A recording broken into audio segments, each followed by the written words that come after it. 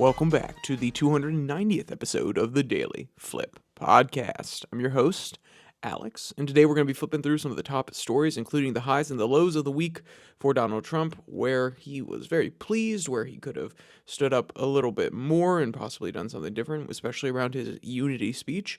And then our final article is going to be talking about how they're actually improving AI testing and they're using it against itself in an interesting study just put out by ChatGPT. And, of course, we will end today with our Daily Delight, a story meant to leave you feeling positive, ready to take on the day.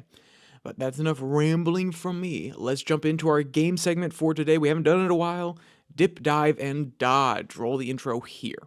Let's get ready to dip, dive, and dodge. All right, now that we're on the other side of that beautiful little gap there, hope you enjoyed the intro. So well produced, 100%. Best audio company in the world made that. So I'll explain the rules of dip, dive, and dodge. When a politician is talking, when there's somebody out there who's trying to convey their message, but they're getting pinned down by a reporter, they're getting asked particular questions, they kind of want to pivot. They want to jump away. They want to dip, they want to dive, and they want to dodge, and then put their message out there. So how it works, one policy proposal, I'm going to pretend to be a reporter asking about a certain policy that the person who they're asking, the governor, the politician, doesn't want to answer. And then I'm going to pretend to be the politician and pivot from the question they asked to the topic I want to talk about, and also include a little bit of a self-promotion in order to make it even more realistic, because they can never get away without saying, oh, about my book, oh, the podcast I'm doing, so on and so forth. So I'm going to be the reporter, and we have the policy proposal. I'll start reading here.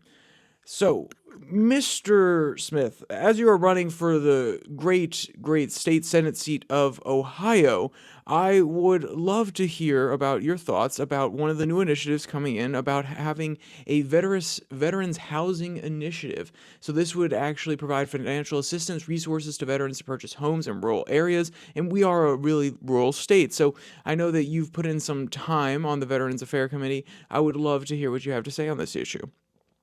Oh, well, thank you very much, my friend from the New York Times. You guys always ask those hard questions. And I agree that veterans are an underserved community, especially in all of America, but in Ohio, there's more we could do for our veterans. That is actually why I'm putting forward a agricultural innovation and sustainability program to expand the amount of workable jobs within the state of Ohio. And in this, I would actually provide a certain tax credit to the companies who hire veterans, so that we can ensure that these veterans who are facing hard financial times actually can pull themselves back up, they can reintegrate into our society, and they can get the appreciation they deserve by giving a benefits program for serving our country, while also helping encourage local farming, agriculture, and build the economy of Ohio from the ground up. And this is one of the many things that we talk about in my webinar, harnessing innovation strategies for rural development, the agricultural programs, these sort of things, incentives to bring more people into our community and actually build up the economy from the base up. So thank you for your question very much. Go check out my webinar, and I hope to see people out there encouraging the agricultural innovation and sustainability program. Thank you very much. So you can see where one goes from one. The policy that we were starting with was a veterans housing initiative, and then we had to get over to agriculture and innovation sustainability program. And, it probably helped that there was a little bit of overlap there. But it's always fun to do these sort of things. Obviously, I have not the same amount of pressure on me that these politicians do, but hey, it's always a fun little exercise. I think sometimes I do well, sometimes I do bad. And like I said, it's been a while since we did it, so I'm happy we jumped into it. Now let's move on to the serious stuff. We got the fun stuff out of the way. Let's move on to the more serious stuff. The article I want to reference first here about the top of the week, the Donald Trump even the GOP at the absolute sky high moment of the week, besides the fact that he survived, besides the fact that they had the RNC, was the dismissal of the case in Florida, the documents case. And there's an argument from both sides. One side is obviously out there really mad that it was dismissed, saying that Cannon has, for every single time, come down on the side of Donald Trump, trying to prolong the case. And this is just another effort in order to aid him because she appointed him. which has been contested, and there was arguments that when it went on appeal that they could go to the 11th Circuit and say, whoa, whoa, whoa, no, okay, hey, she was appointed by Trump. She actually has mixed loyalties here. And then there's the other side, which is, well, there's actually some legal basis to what she was going through here, that the special prosecutor office for a long time has been something that's not technically constitutional, but because of the norms, we have just allowed it to go forward. And then there's also the argument where it's like, well, yeah, it's kind of the case, but not really, because they still technically are overseen, but technically they're independent. So there's lots of talk back and forth. I'm going to read one article which takes a view that, well, they could have Garland and Jack Smith, the special counsel in this case, Garland, obviously the head of the DOJ, if they really wanted to come around Eileen Cannon's decision where she said, no, okay, the special prosecutor is not even a constitutional office, so your prosecution is not okay.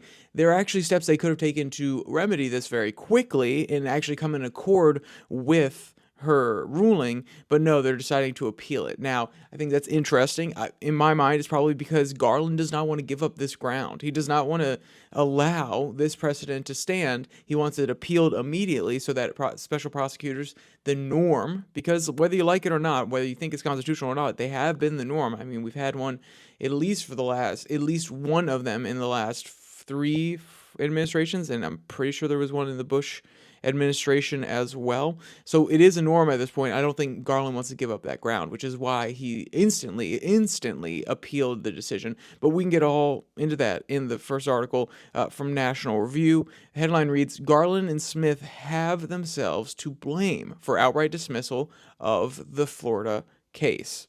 So the author, he starts out pretty darn strong, and he's saying that he's made this case over the last few weeks, that this is a possibility, especially after the ruling or the concurring ruling in the immunity trial that Clarence Thomas had attached to the majority vote the majority opinion.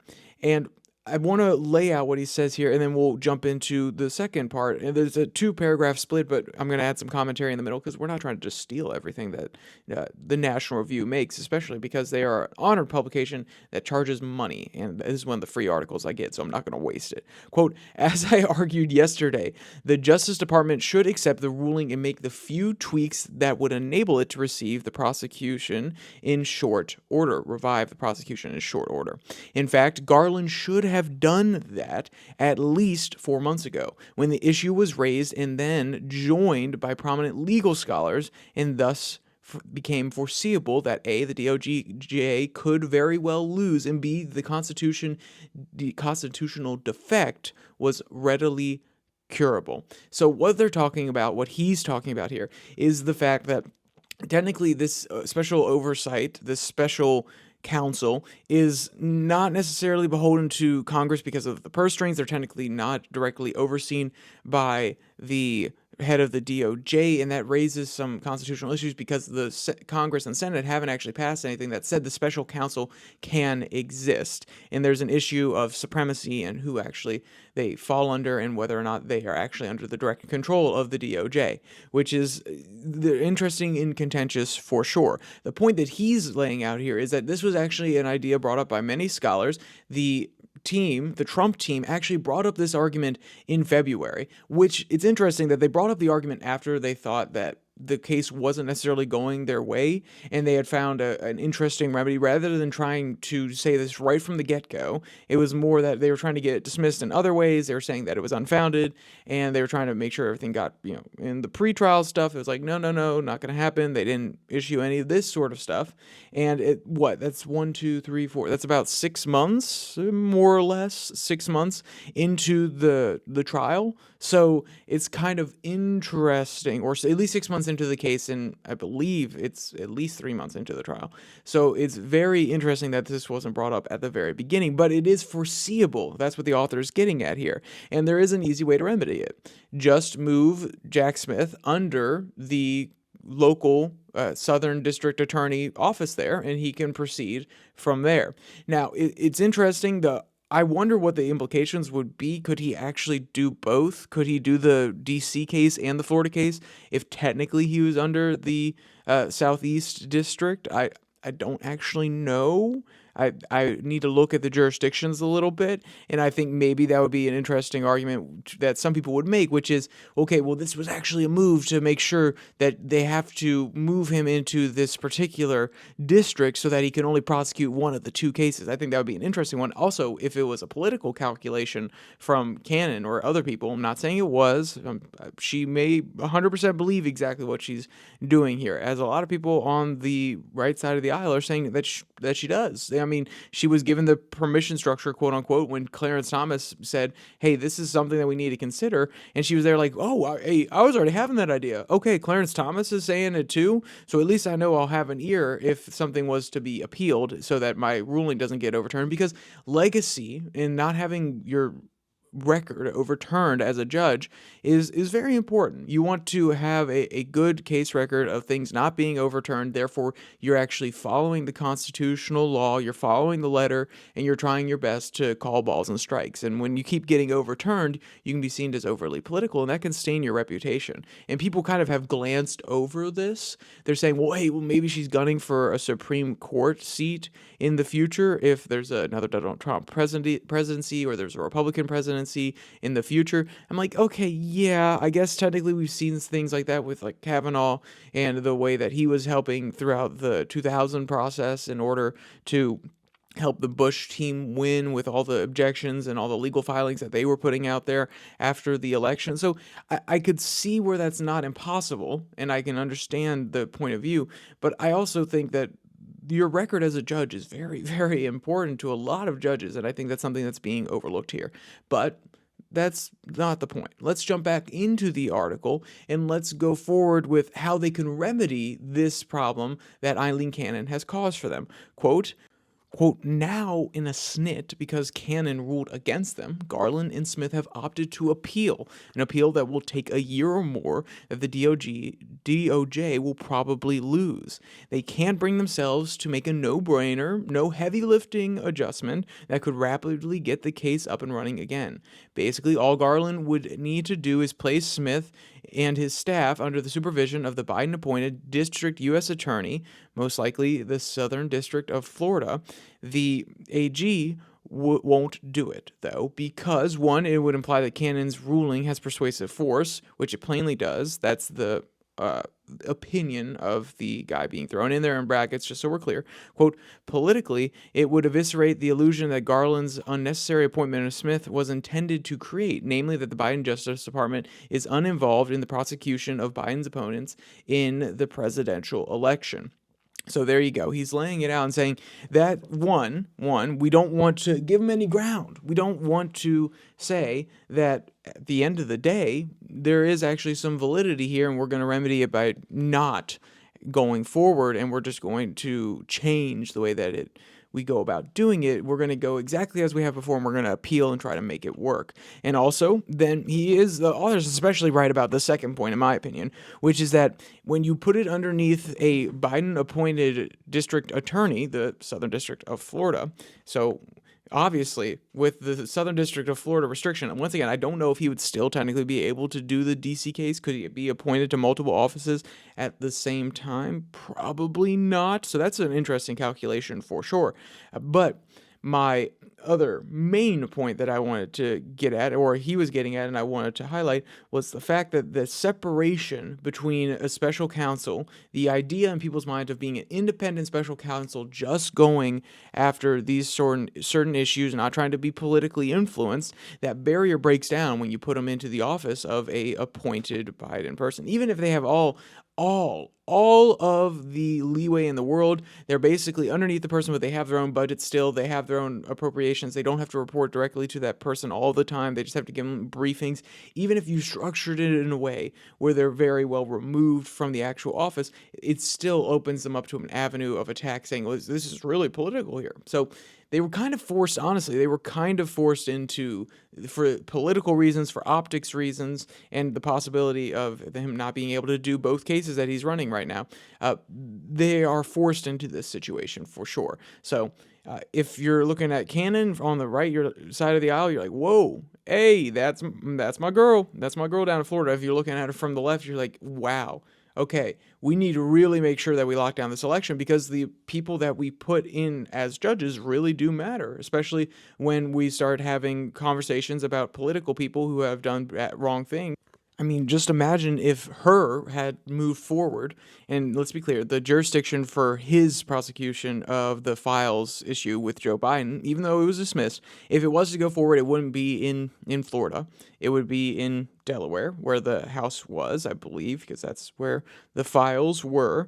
But he would bring the case, the files case, and if it was up against Eileen Cannon, they would probably say, whoa, okay, she's really biased. These judges really matter. And that was one of the things that the Trump administration did a lot towards the end there. They did a lot of judge certification. They appointed a lot of them. And now the left is seeing, okay, wow, this is really important, especially with how the Supreme Court is not going in their favor and they're really mad at it.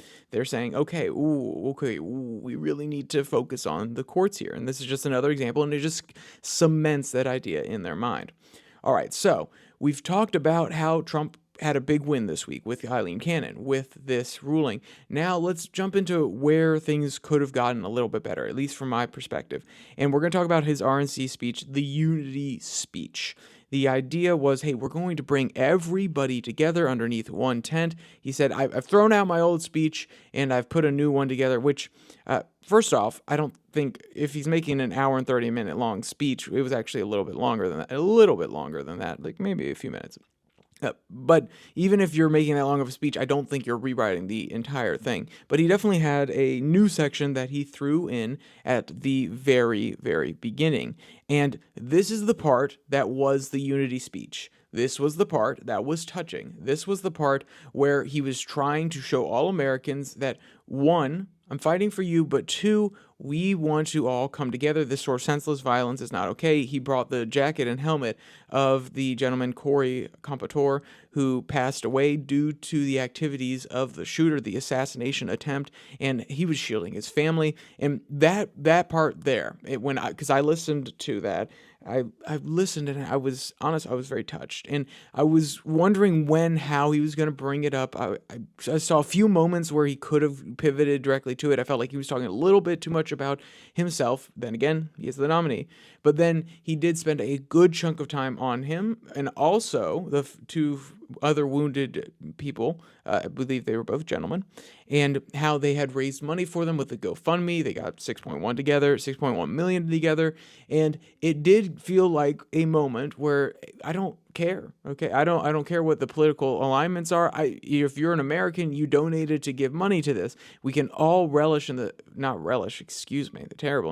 we can all admit that how this is ripping us apart as a nation, how this is a problem, and we need to address this issue of political violence. We need to see each other as human beings. You could see all of those tones mixed in. And this article that I have comes from Fox News, quote, Trump preaches unity as he accepts GOP presidential nomination days after surviving an assassination attempt.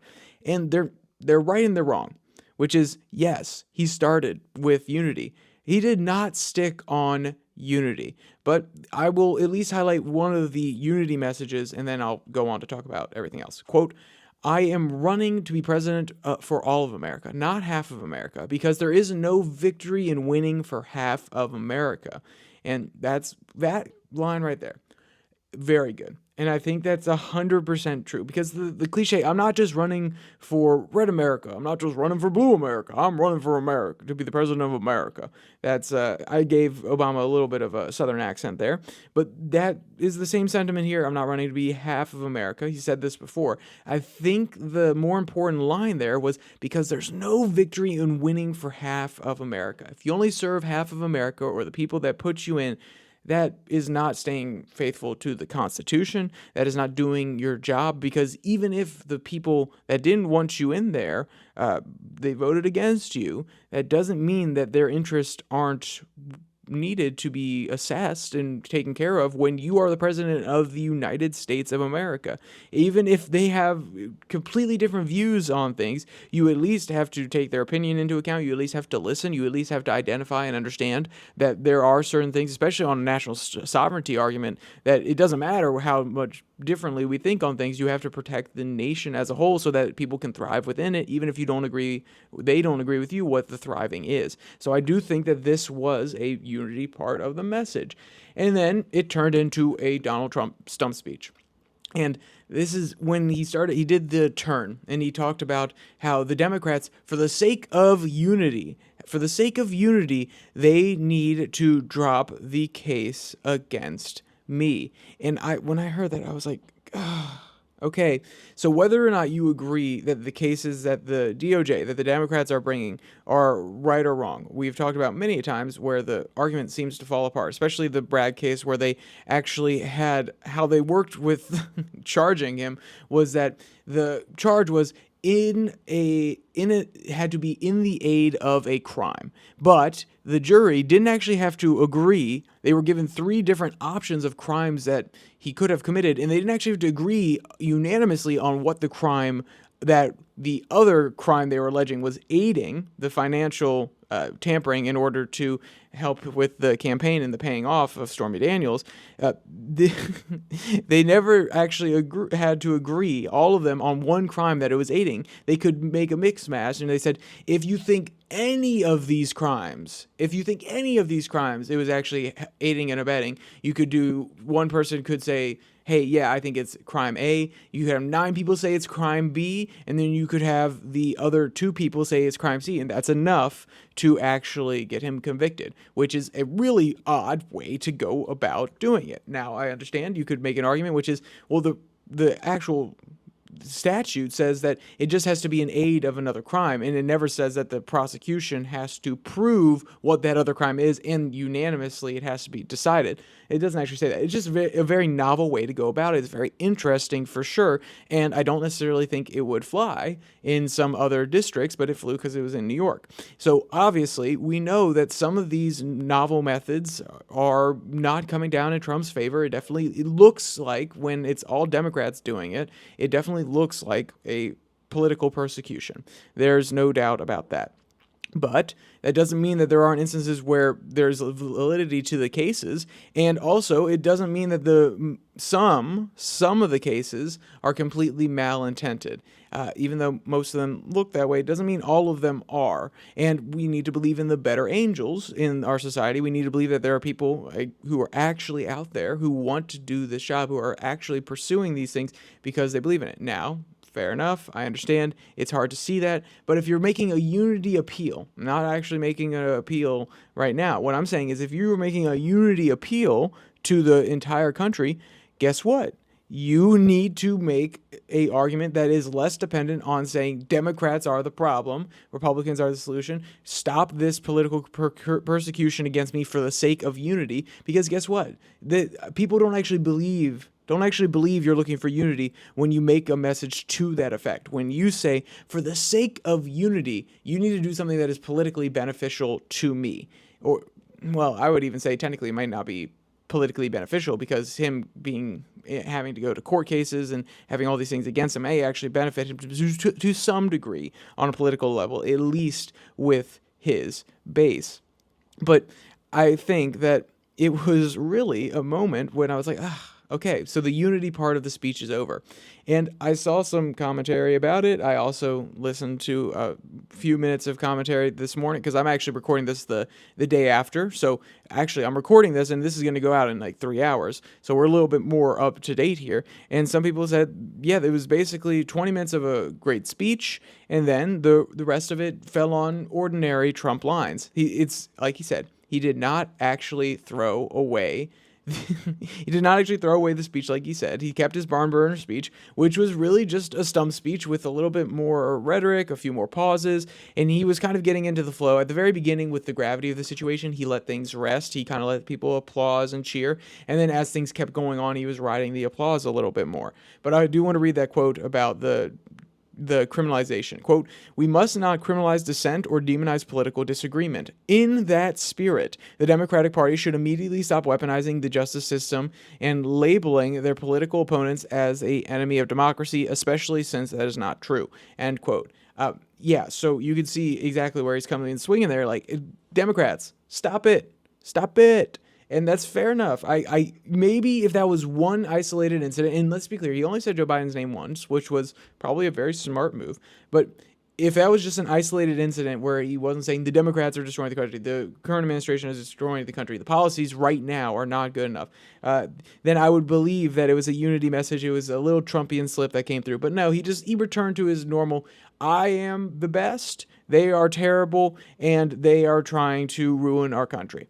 And, or at least their policies have ruined the country, which is still politically divisive. That is not unifying. If you wanted to have a true unification speech, you would talk about all of the cases where your policy is going to affect change, how it's going to be better, and you don't necessarily have to do the compare and the contrast. You say this is how it's going to bring people together. We're going to create more jobs for every working class American, but also for the moms who want to do a part-time job, for the waiters and waitresses.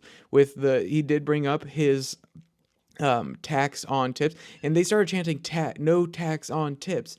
I was like, guys, if you want to have political messaging that actually works, say no tip tax. No tip tax. It comes off the tongue so much easier, but they were caught up in the moment. So it was definitely an interesting speech. I saw the remnants of the unity message. I saw where it kind of fell apart, and I questioned whether or not it was something that was actually going to benefit him. If people only tuned in for the first 20 minutes, which is what happens normally in speeches anyway, or at least they tuned into the part where he was less Trumpian and more talking about the terrible incident. He was trying to say, yeah, I'm only going to tell this story once because it's just too hard to tell.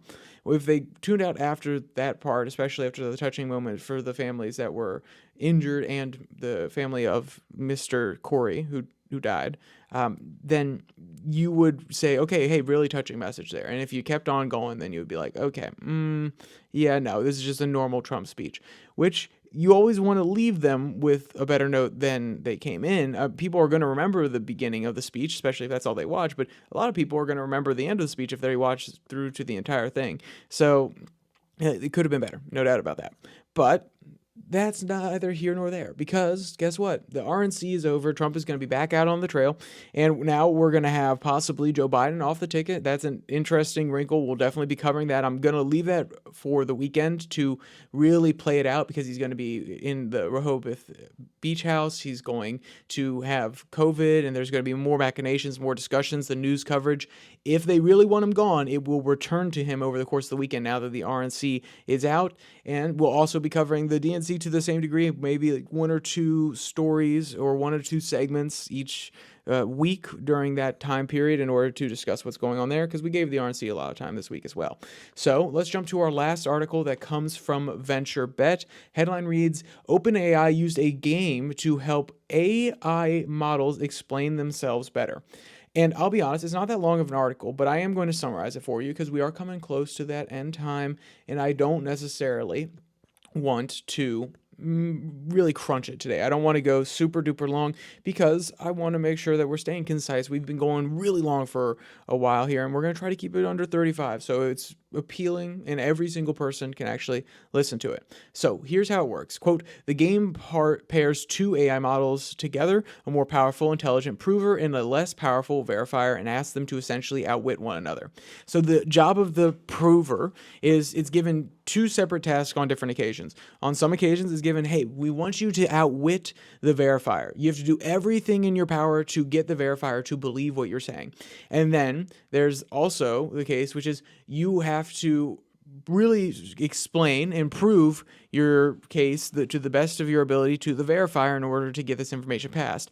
The prover is there, and it can swap in between these two roles. One's a deceptive, they call it a sneaky role, and then the normal helping role. And then the verifier doesn't know which role it's actually dealing with, and its task is to always push back and find the holes and see where the information isn't reliable, where they're not reporting something, if their links or their external information is faulty to some way, in some shape or form.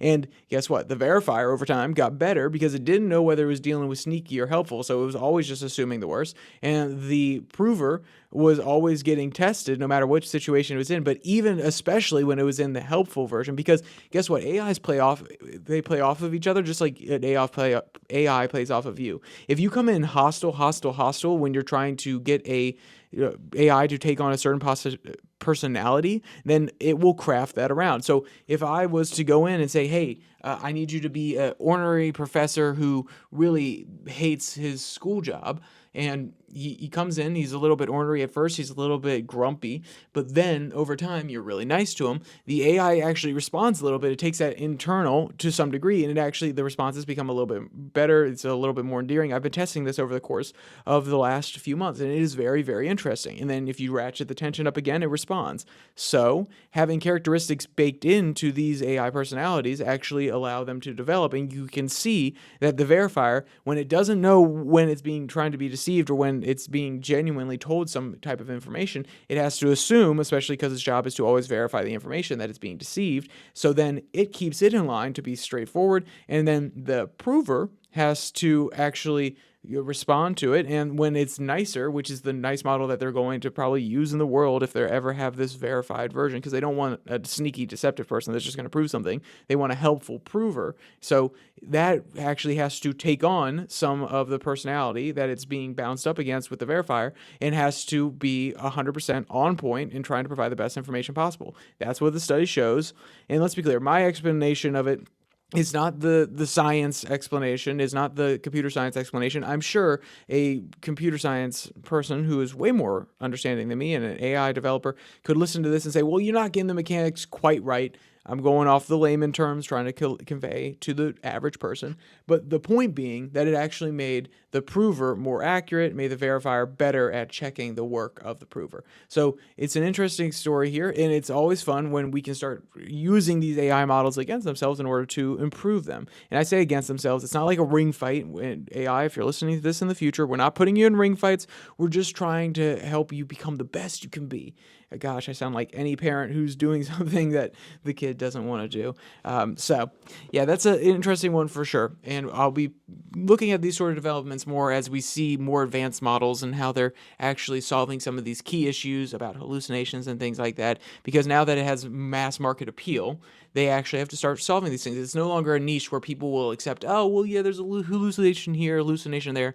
Now that it's being adopted by even companies, they have to make sure that this information is extremely accurate. If a CEO comes in and asks to give me reports about data that we input to ChatGPT, we built our own model, and it has a lot of our data in there, and we're asking it to give accurate information. It has to trust that that information is accurate. Otherwise, the CEO is like, why are we paying for this thing? So that's that story. I think it's an interesting one. And also, we're going to finish with our daily delight. This story is actually more of a video. The headline, or the tag here, reads, Chinese grandpa takes puppy to exercise equipment. And oh my goodness, this little dog is on one. So if you know what an elliptical is, there's basically a handheld elliptical, no mechanics involved. No electronics involved in this one, out in a park.